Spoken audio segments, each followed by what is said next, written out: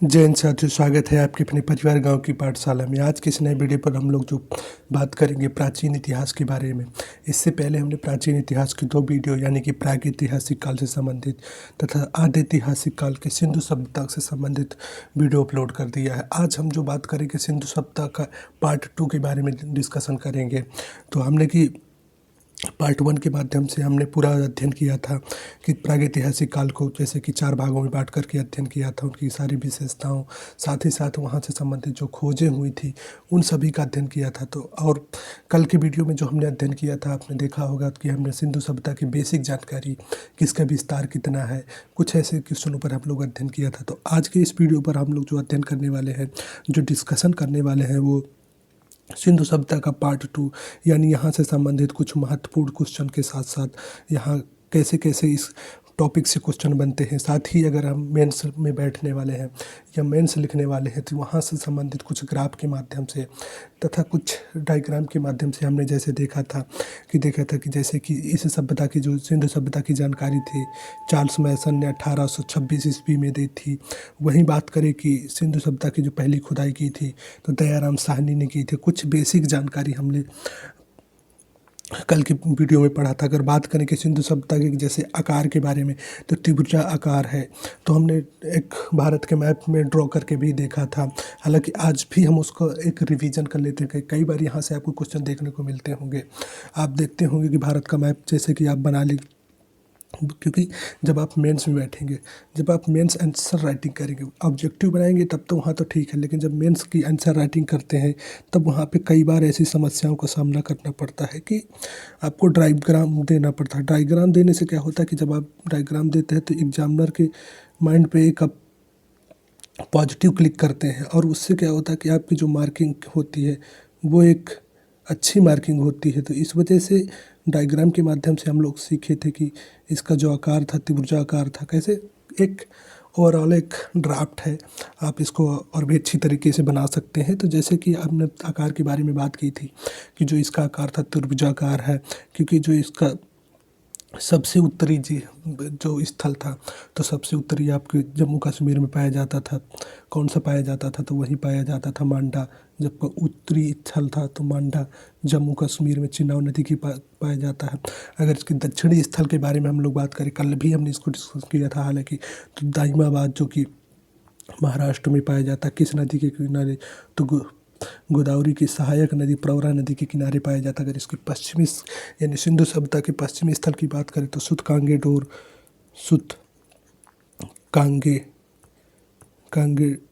Door जो कि बलूचिस्तान में यानी बलूचिस्तान में पाया जाता है। बात करें किस नदी के किनारे पाया जाता है तो दास्क नदी के किनारे पाया जाता है। वहीं इसके जो सबसे पूर्वी स्थल था तो आलमगीरपुर था, जो कि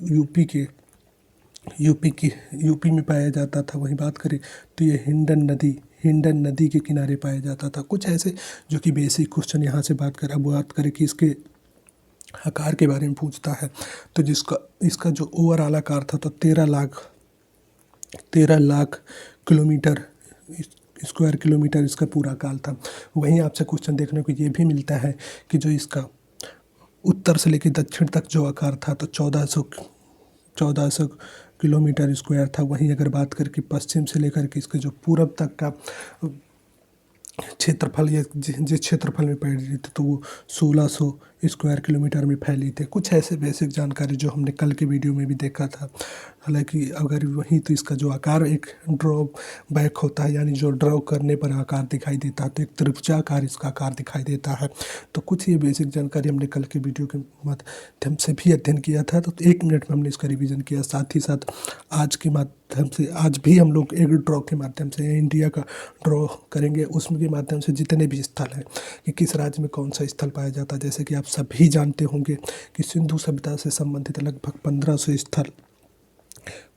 स्थल हमको प्राप्त हुए थे, जो कि 1500 स्थल में अगर बात करें कि 900 स्थल भारत में मिले थे। वहीं अगर बात करें कि पाकिस्तान में कितने मिले थे तो पाकिस्तान में जो मिले थे तो 598 स्थल ऐसे थे जो कि पाकिस्तान में मिले थे। अगर बात करें कि वहीं अफ़गानिस्तान में, क्योंकि इसका जो विस्तार क्षेत्र था सिंधु सभ्यता का, आप देखे होंगे कि जो सिंधु नदी के आसपास विस्तार क्षेत्र था। इसके बाद हमने ये भी अध्ययन किया था कल की वीडियो में कि किसने इसके कालखंड को किस हिसाब से विभाजित किया था, तो कुछ बेसिक जानकारी अध्ययन किया था। वहीं अगर बात करें कि जैसे कि पाकिस्तान में 598 स्थल थे, अगर बात करें कि अफ़गानिस्तान में कितने थे, तो 2 स्थल थे अफ़गानिस्तान में। क्योंकि अधिकतर जो होता, क्योंकि आपसे 900 स्थल तो नहीं पूछ सकता, वहाँ ना 500 स्थल 598 स्थल पूछता। तो कुछ जैसे कि बेसिक जानकारी, जैसे 2 स्थल है अफ़गानिस्तान में, तो यहाँ से आपको क्वेश्चन कई बार देखने को मिलेंगे। तो सूतुक गई तथा मुंडी का 2 ऐसे स्थल थे अफ़गानिस्तान से जो मिले थे। वहीं बात करें अगर भारत में सबसे सर्वाधिक स्थल जो मिले थे तो किस राज्य में मिले थे, तो आपको भारत में जो सर्वाधिक स्थल मिलते हैं सिंधु सभ्यता के, तो वो आपको गुजरात राज्य से मिले थे लगभग 9, यानी काफ़ी ज़्यादा तादाद में सबसे ज़्यादा जो मिले थे गुजरात राज्य में मिले थे।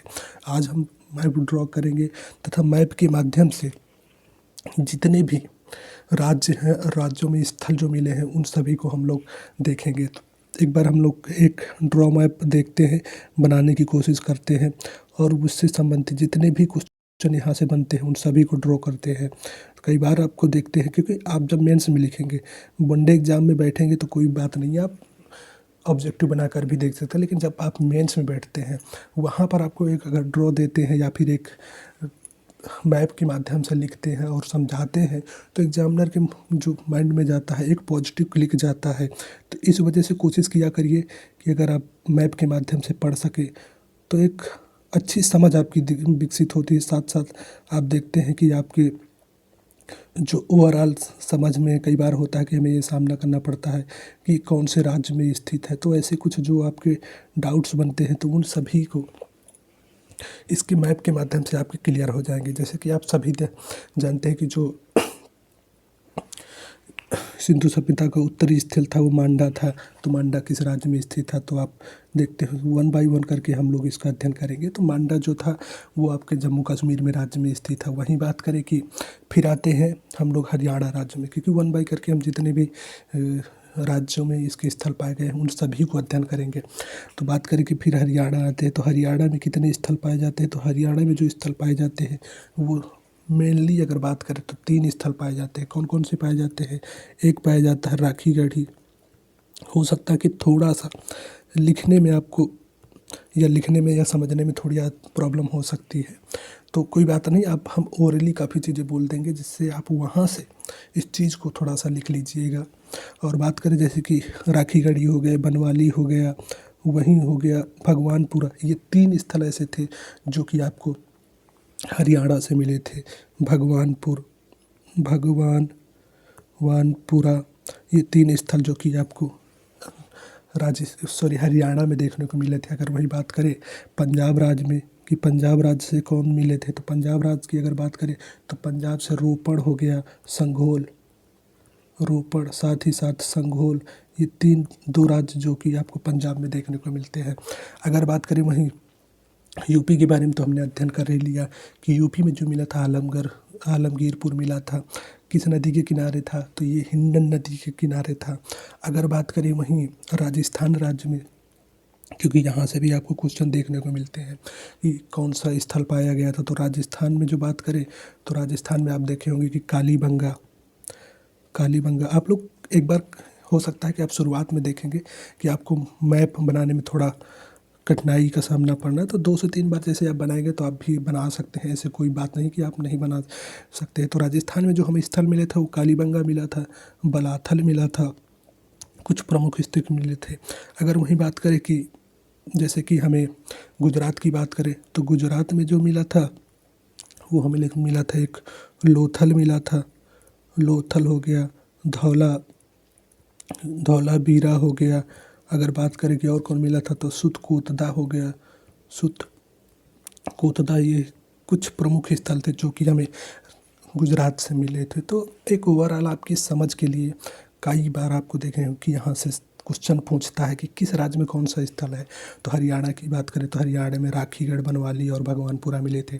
पंजाब की बात करें तो रोपड़ और संघोल मिले थे। यूपी की बात करें तो यूपी में 3 स्थल मिले थे, आलमगीरपुर, वहीं बात करें संघोली, बड़गांव, ये 3 स्थल जो कि यूपी से मिले थे। अगर उत्तरी यानी कि उत्तरी भाग की बात करें मांडा, तो जम्मू कश्मीर मिला था चिनाब नदी के किनारे।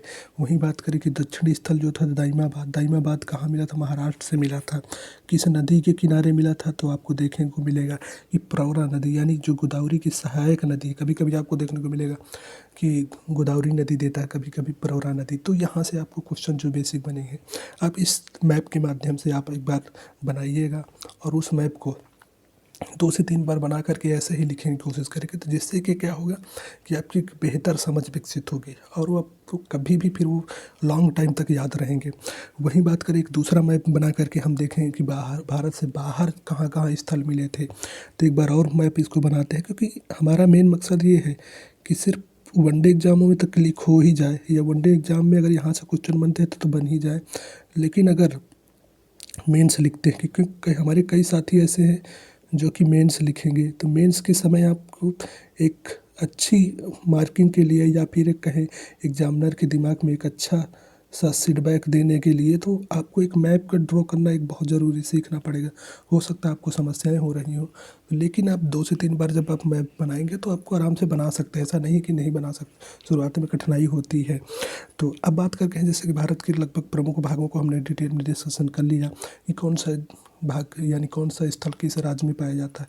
वहीं जो भारत से बाहर पाए गए थे, तो आप यहाँ पर देखेंगे यानी जो इसका विस्तार था, तो सिंध नदी के आसपास विस्तार था। तो एक जो पाक में पाया जाता है हड़प्पा नामक स्थल पाया जाता है, जो प्रथम खोजा गया स्थल भी है था, ये किस नदी थी, और रावी नदी के किनारे पाया गया था। वहीं जो पाया गया था एक सबसे बड़ा यानी कि सिंधु सभ्यता का सबसे बड़ा अगर स्थल जो पाया जाता तो मोहनजोदड़ो, मोहनजोदड़ो किस नदी के किनारे पाया जाता, तो ये सिंधु नदी के किनारे पाया जाता। कुछ ऐसे क्वेश्चन आपको जो देखने को बार बार मिलते होंगे एग्जामों में।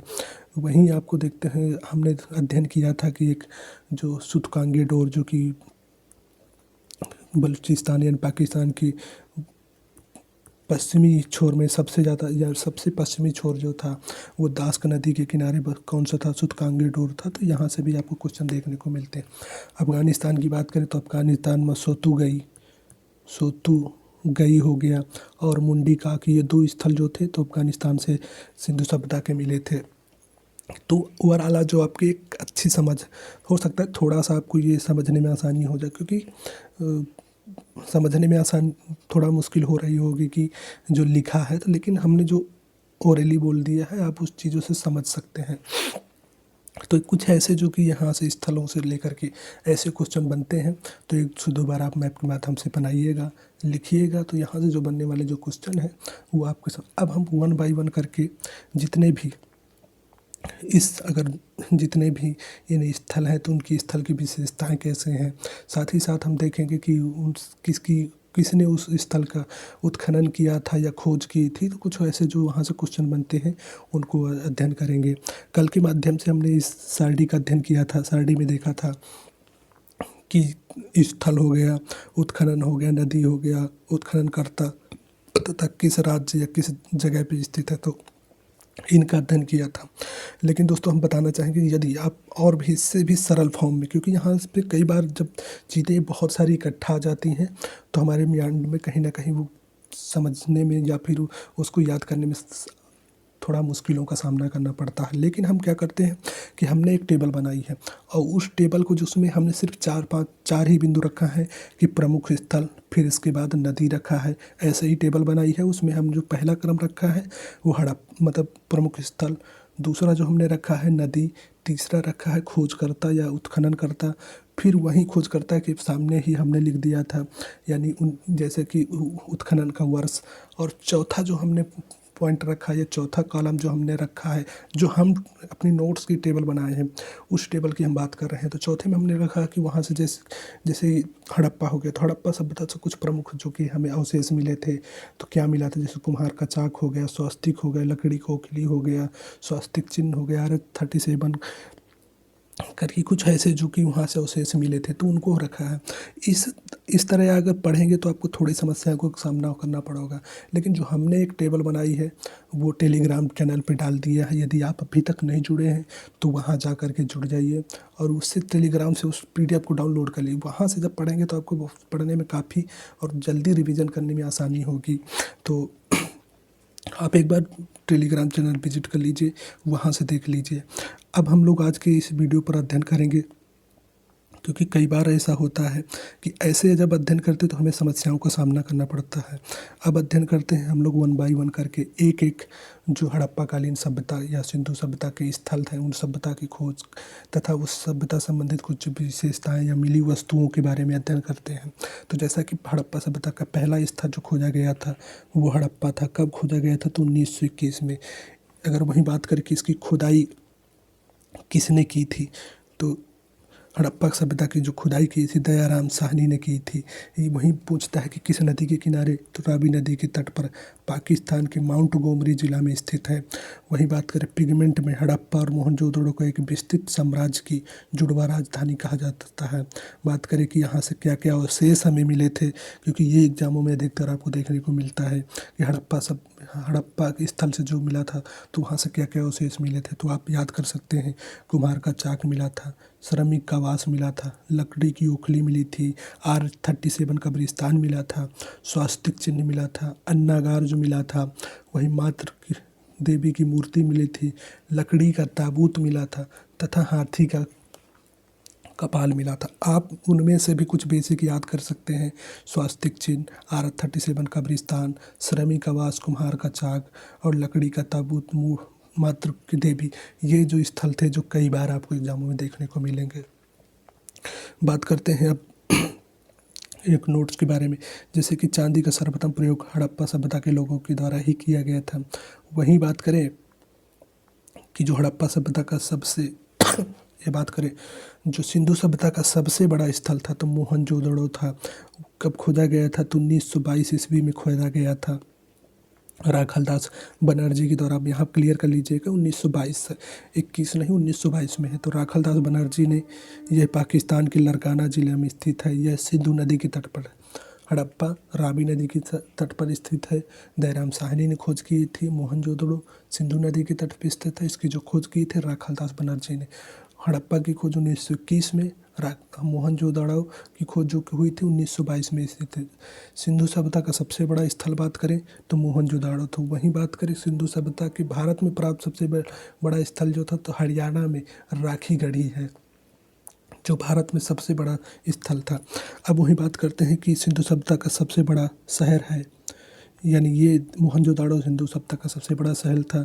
इसको मृतकों को टीला भी कहा जाता था। यहाँ मिला था तो या फिर इसको मृतकों के टीला के नाम से भी जाना जाता है। यहाँ से मिले कुछ वस्तुएं जैसे पुरोहित आवास हो गया, विशाल स्नानागार हो गया, सूती वस्त्र हो गया, सबसे चौड़ी सड़क हो गया, पशुपति शिव थे, तांबे का ढेर है, घर में कुआं, अन्नागार, स्वास्तिक चिन्ह, सभागार व कांसे की नर्तकी, जो कि सबसे ज़्यादा अगर पूछता है मोहनजोदड़ो में तो यही पूछता है कि कांसे की नर्तकी किस स्थल से प्राप्त हुई थी, तो मोहनजोदड़ो की खुदाई में प्राप्त हुई थी। अब बात करते हैं नोट के बारे में।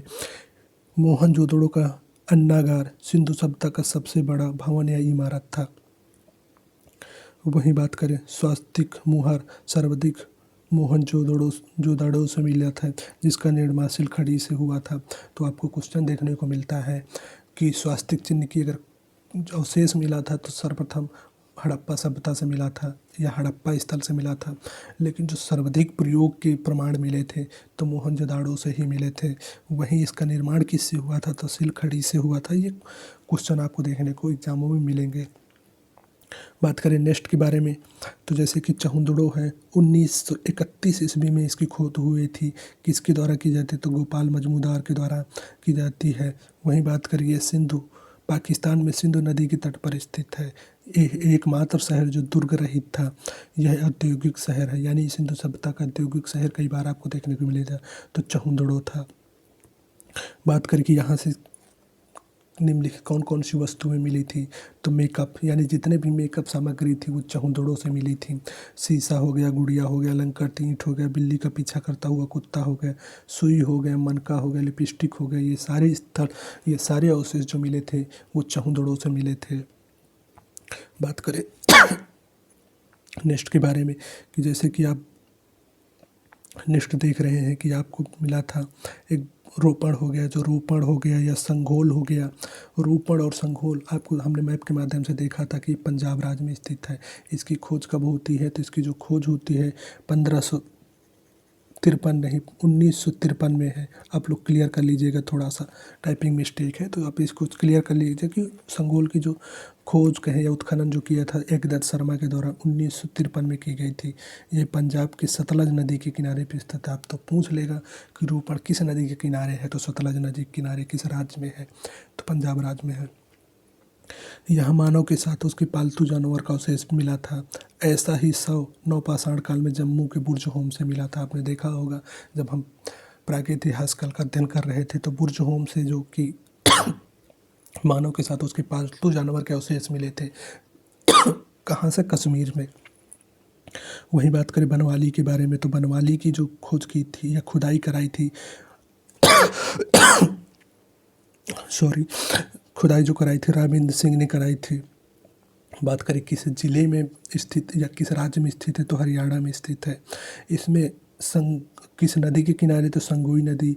यह जल निकास की व्यवस्था नहीं थी जिस कारण घरों में सोखता मिला। यहाँ की सड़कें टेढ़ी मेढ़ी थी। वहीं बात करें कालीबंगा के बारे में, तो कालीबंगा से क्या विशेषता थी? इसका अर्थ होता है काली मिट्टी की चूड़ियाँ।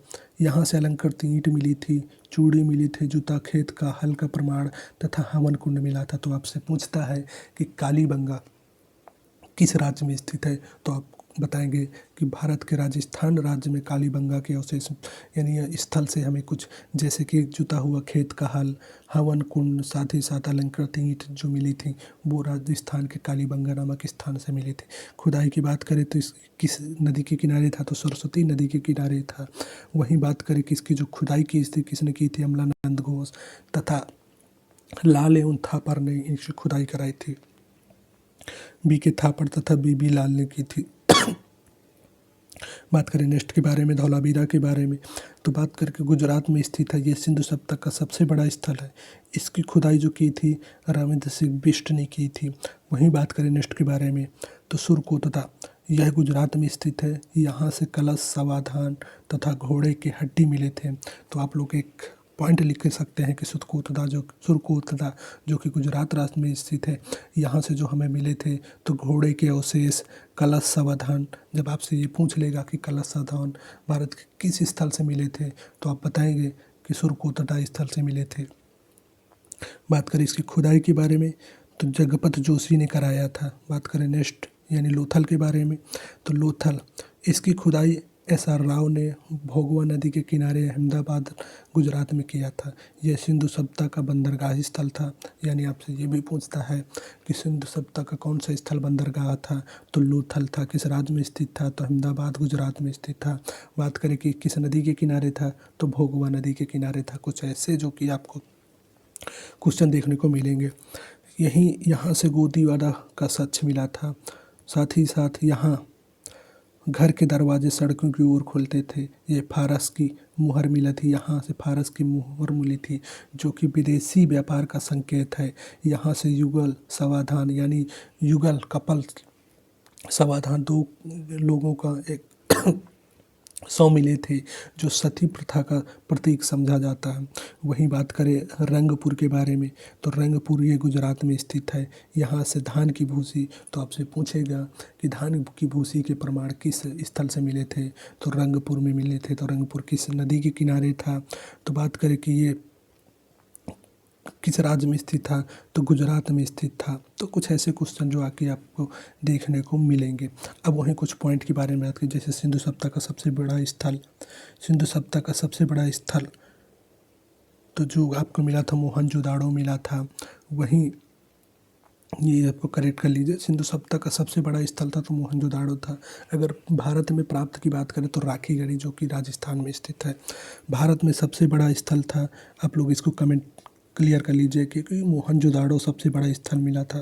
थोड़ा टाइपिंग मिस्टेक है, इसी वजह से हमारा जो मेन मकसद है, हमारा मेन मकसद यही है कि आप जो नोट्स में है वो तो हम डिस्कशन करें, साथ ही साथ नोट्स के अलावा भी जो एक्स्ट्रा फैक्ट है, जैसे कि हम मैप देते हैं, मैप के माध्यम से जब आप आंसर राइटिंग करेंगे तो एक एग्जामिनर के दिमाग में एक पॉजिटिव इफेक्ट जाता है जिसकी वजह से मार्किंग आपकी अच्छी होती है। तो आप हम इस हिसाब से ही इसको डिज़ाइन किए हैं, इस हिसाब से पढ़ेंगे ताकि यहाँ से लेकर के हम प्री से लेकर मेंस तक यहाँ से आंसर राइटिंग कर सकें।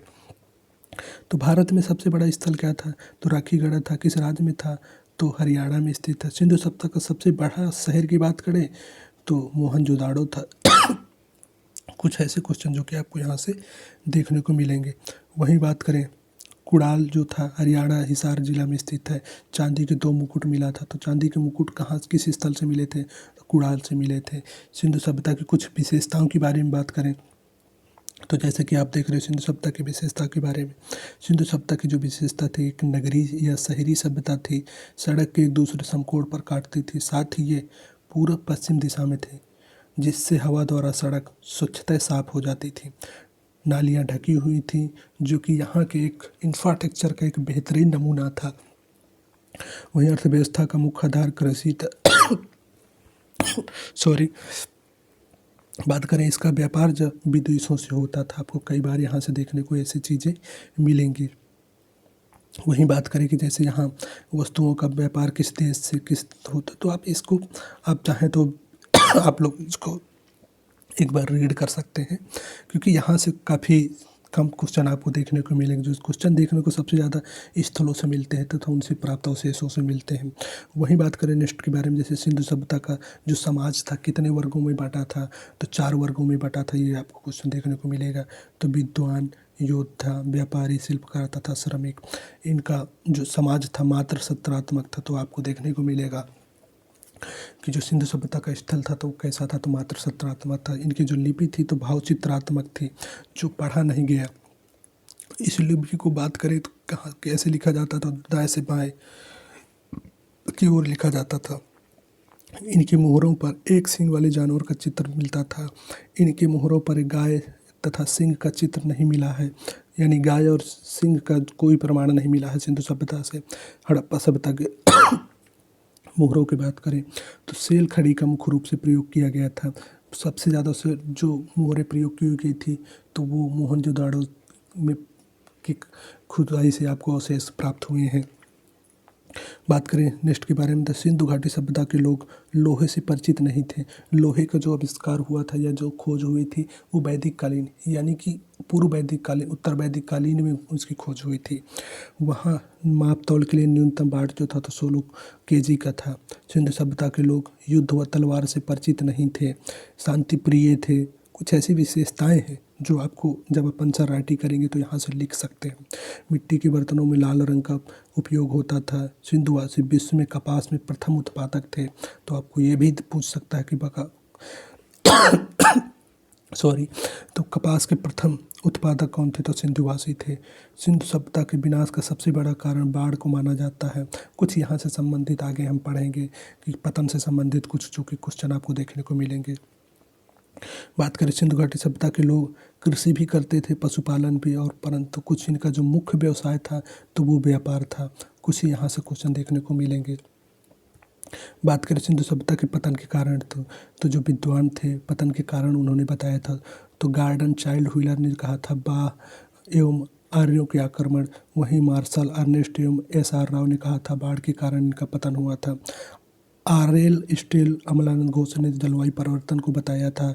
MR साहनी ने जो कहा था भूतात्विक परिवर्तन जल प्लावन की वजह से इनका पतन हुआ था। मार्शल ने कहा था प्रशासनिक शिथिलता, यानी कि इनका जो प्रशासनिक तंत्र था काफ़ी शिथिल था। तो कुछ ऐसे क्वेश्चन जो को आपको एग्जामों में देखने को मिलते हैं, या फिर आंसर राइटिंग के टाइम में आपको जब पतन पूछ लेगा कि पतन कैसे हुआ था तो वहाँ पे आप इनको लिख करके और पॉइंट बाय पॉइंट आप दर्शा सकते हैं। KUR केनेडी ने कहा था प्राकृतिक आपदा या मलेरिया या कुछ बीमारी की वजह से इनका पतन हुआ था।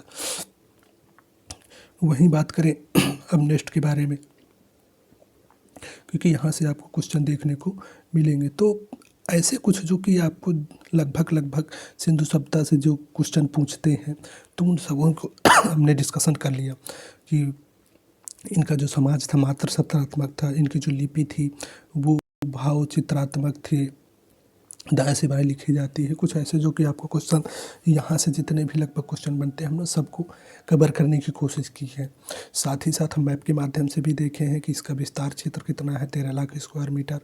वहीं पूरब से पश्चिम 1600 स्क्वायर मीटर किलोमीटर स्क्वायर, दक्षिण से उत्तर से दक्षिण की बात करें तो 1400 किलोमीटर स्क्वायर कुछ त्रिभुजाकार आकार था।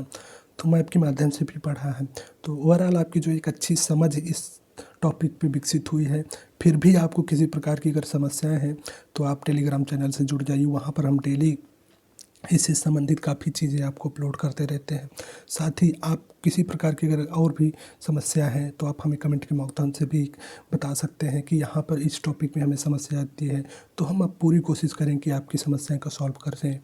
तो आज के वीडियो में लगभग हमने सिंधु घाटी सभ्यता के पूरा कवर कर लिया है। पहले वीडियो में कुछ बेसिक जानकारी, दूसरे में उसके स्थल तथा वहाँ से प्राप्त अवशेषों के बारे में अध्ययन कर लिया है। तो फिलहाल आज की वीडियो में इतना ही रखते हैं। नेक्स्ट वीडियो में कुछ नई जानकारी के साथ इसका अगला पार्ट जो कि अब विश्व की सभ्यताओं के बारे में अध्ययन करेंगे। तो आज की वीडियो में फिलहाल इतना ही। मिलते हैं नेक्स्ट वीडियो में। यदि वीडियो आपको पसंद आए तो वीडियो को लाइक कीजिएगा, एक प्यारा सा कमेंट कीजिएगा। साथ ही साथ आप से किसी भी प्रकार का अगर डाउट है तो आप कमेंट में हमसे पूछ सकते हैं। हम डेली कमेंट आपके पढ़ेंगे या पढ़ते हैं कहते हैं, तो हम डेली हम आपके माध्यम से रूबरू होंगे। तो फिलहाल आज की वीडियो में इतना ही। मिलते हैं नेक्स्ट वीडियो में कुछ नई जानकारी के लिए। तब तक के लिए जय हिंद, जय भारत।